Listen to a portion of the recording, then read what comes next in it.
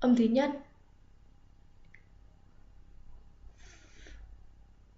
Feel. I feel a little sick today. I feel a little sick today. Âm thứ hai.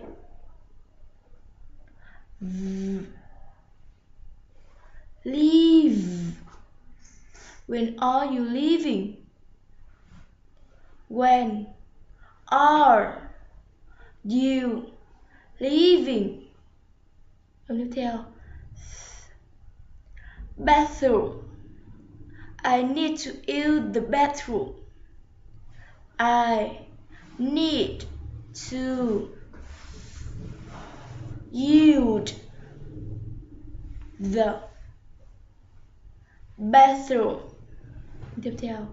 Weather. Are you ill to the weather here? Are you used to the weather here? Âm tiếp theo. Help. Let me help you. Let me help you. Âm tiếp theo. Terrific. You look terrific today. You look